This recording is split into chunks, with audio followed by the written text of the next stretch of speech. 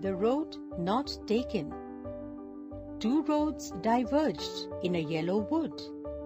And sorry, I could not travel both. And be one traveler, long I stood, and looked down one as far as I could, to where it bent in the undergrowth. In this stanza, the poet says that in a jungle there were two roads. Both roads go in different directions. As the poet has used the term yellow wood, it seems that the leaves have turned lifeless and yellow, depicting autumn. The poet feels sorry because he, alone, cannot travel on both roads. The roads could symbolize two choices in life, and the poet is finding it difficult to make a choice. So, he being a traveler, stood there for a long time, determining which way to continue traveling. As he was thinking, he noticed that one of the roads bent in the trees and shrubs and finally disappeared. Then took the other as just as fair and having perhaps the better claim, because it was grassy and wanted wear, though as for that the passing there had worn them really about the same. After seeing that one of the roads disappeared into the undergrowth, the poet decides to take the other road. As just as fair can have multiple meanings. Perhaps the poet wants to say that the road is beautiful as well, or the poet wants to be fair and choose the correct option. Hence, selecting between two roads may portray the selection between two destinies. The poet then describes that maybe this road is better because it has fresh grass grown on it and was not used much. But when he started traveling on it, he found that travelers have passed through this road just as much as the other. In these lines, we can observe how the poet quickly goes back to his statement. First, he says this road is untraveled.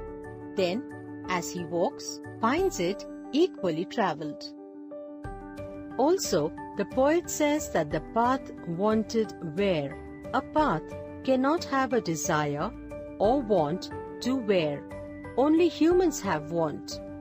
Thus, the poetic device personification is used here.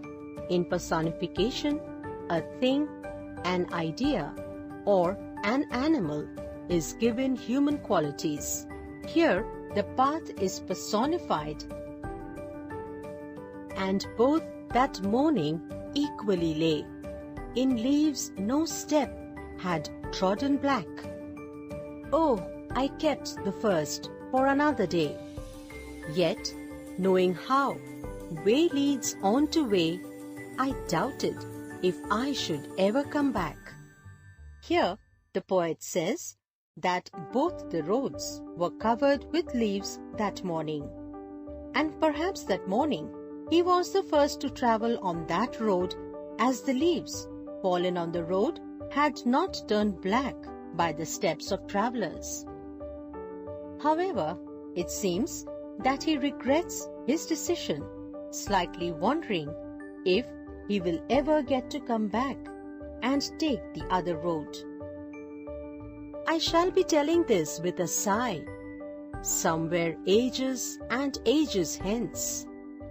Two roads diverged in a wood, and I took the one less travelled by, and that has made all the difference. Years from now, somewhere in the future, the poet feels that he will look back and then decide whether the choice he made was the correct one or not. This may be indicating that making a choice out of two objectives is responsible for our future, and that makes all the difference. The choice may bring us right or wrong. He will be telling about his choice with a sigh. Sigh is releasing a deep breath, expressing happiness, relief, sadness, etc. So, if the choice proves out to be right, it will be a sigh of happiness or relief. And if the choice is wrong, it will be a sigh of disappointment.